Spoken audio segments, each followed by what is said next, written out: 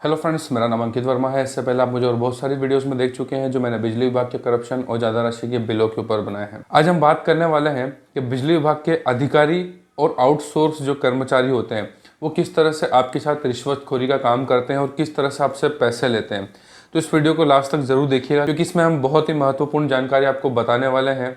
अगर आपको ये नहीं पता होगी तो आगे चल करके आप बहुत बड़ी परेशानी में फंस सकते हैं। देखिए फ्रेंड्स, आप सभी जानते हैं कि आजकल बिजली विभाग में जो भी काम होता है वो आउटसोर्सिंग वाले बंदों के थ्रू होता है, जैसे कि मीटर रीडिंग, मेंटेनेंस वगैरह, जिसके लिए बिजली विभाग की जितनी भी कंपनी होती हैं वो गवर्नमेंट की होती हैं, लेकिन उसमें जो आउटसोर्सिंग के टेंडर लिए जाते हैं वो प्राइवेट कंपनी होती हैं।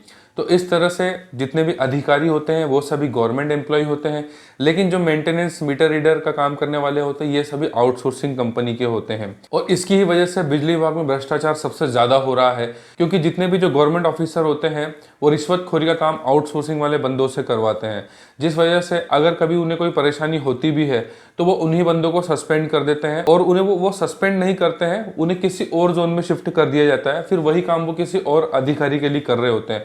और इसमें हमेशा जितने भी जो गवर्नमेंट ऑफिसर होते हैं जैसे एई, जेई, एसडीओ, ये सभी बच जाते हैं, क्योंकि आउटसोर्सिंग के आड़ में इनको रिश्वतखोरी करने का खुलेआम मौका मिल जाता है।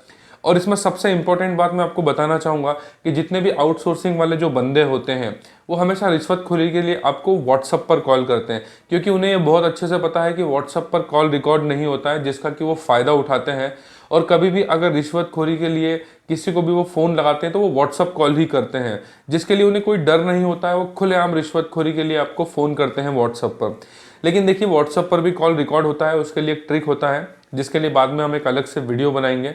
लेकिन फिलहाल में अभी हम यहाँ पर इस टॉपिक पर बात कर रहे हैं कि कभी भी आपको बिजली विभाग के जो आउटसोर्सिंग कर्मचारी होते हैं उनको ना ही कभी कोई पैसे देना है, क्योंकि देखिए आउटसोर्सिंग वाले जितने भी बंदे होते हैं उनको किसी भी तरह से आपको कोई पैसा नहीं देना होता है, क्योंकि मीटर रीडर का जो काम होता है उसके चार्जेस ऑलरेडी हमारे बिल में इंक्लूडेड होते हैं, और जो मेंटेनेंस का काम होता है वो भी हमारे बिल में ऑलरेडी इंक्लूडेड होता है। तो इसलिए जितने भी जो आउटसोर्सिंग वाले बंदे होते हैं इनके पास कहीं पर भी कोई पैसे लेने का राइट नहीं होता है।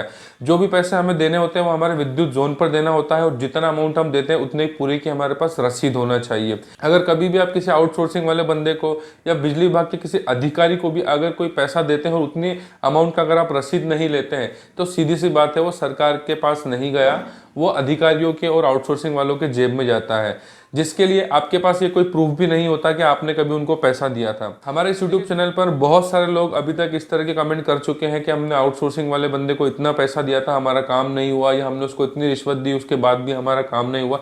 तो इसमें देखिए आप ही लोगों की गलती है। आउटसोर्सिंग वाले बंदों के पास पैसे लेने का कोई राइट्स नहीं होता है। जैसा कि मैंने अभी आपको बताया कि जो मीटर रीडर और मेंटेनेंस वाले होते हैं ये सब चार्जेस हमारे बिल में इंक्लूडेड होते हैं।